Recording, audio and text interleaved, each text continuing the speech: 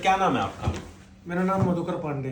Sir आपने तो FM में बहुत इंटरव्यू लेते सुना होगा। जी जी आज आप ही की बारी है। जी। तो क्या दिक्कत आई थी सर आपको? सर विगत में 99 से डायबिटिक पेशेंट रहा।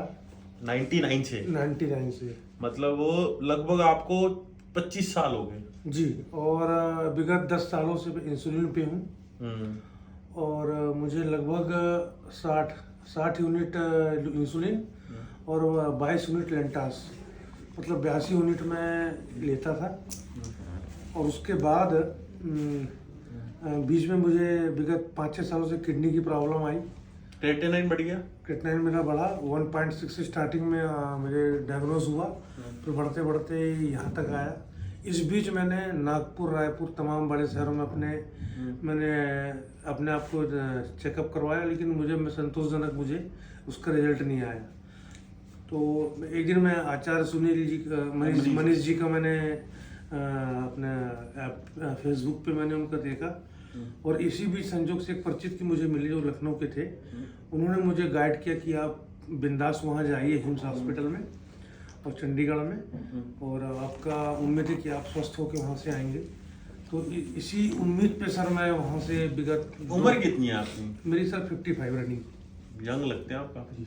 बिटिया आप ही की है? मेरी बेटी है। मैम क्या नाम है आपका? सर मेरा नाम आकांक्षा पांडे है। आप क्या करते हैं मैम? सर मैं अभी स्टूडेंट हूँ। मैं पीसीएस की प्रिपरेशन मैंने स्टार्ट की है। पीसीएस? हाँ जी, हाँ जी। मैम पापा बड़े यंग हैं आपके। हाँ वो एक्चुअली इनका ये था कि यहाँ पे आने से पहले इन्होंने काफ़ी थोड़ा चेंजेस किए थे अपने डाइट में।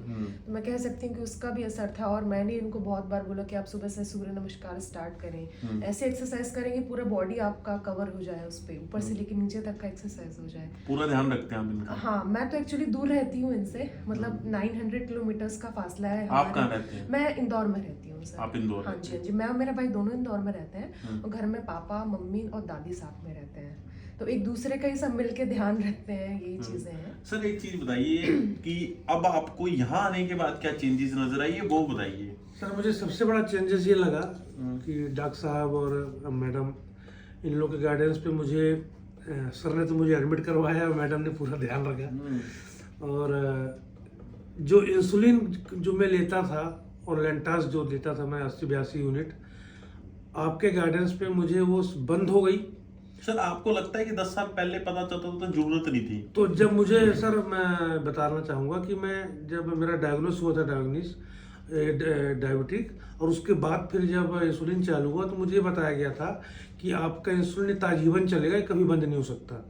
तो मेरे दिमाग में एक डर भी बैठा हुआ था कि प्रभु कैसा मेरा स्वास्थ्य ठीक होगा।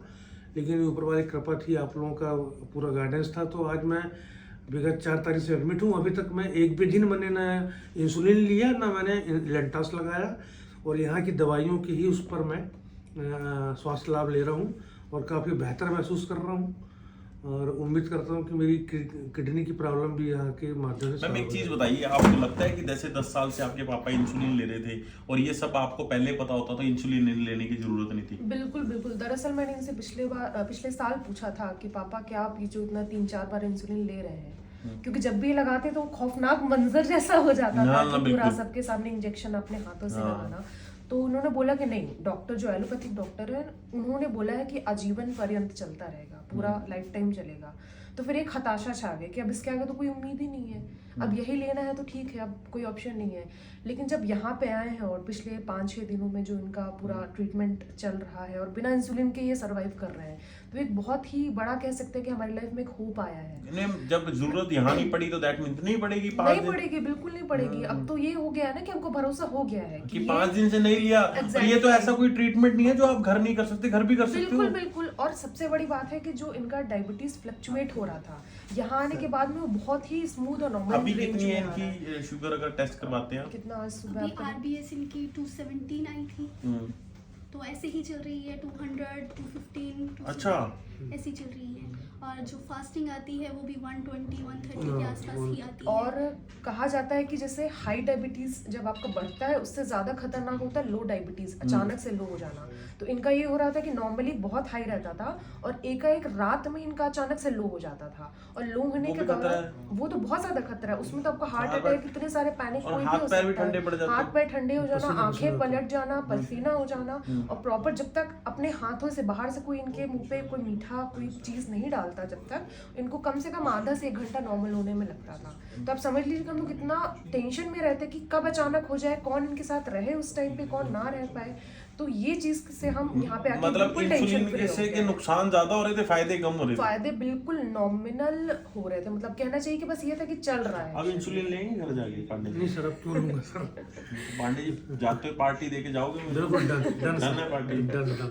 ऐसे ही सर आप बहुत यंग लगते हैं और अभी बहुत फिट लगते हैं, तो मेरी यही शुभकामनाएं हैं, आप हमेशा फिट रहें, स्वस्थ रहें और ऐसे ही मुस्कुराते रहें। देखिए एक चीज बहुत अच्छी देखने को मिली है कि 10 साल से खुद सर इंसुलिन लगा रहे थे और आज खुद कहते हैं कि अगर 10 साल मुझे सब कुछ पहले पता होता तो मुझे इंसुलिन की जरूरत ही नहीं थी।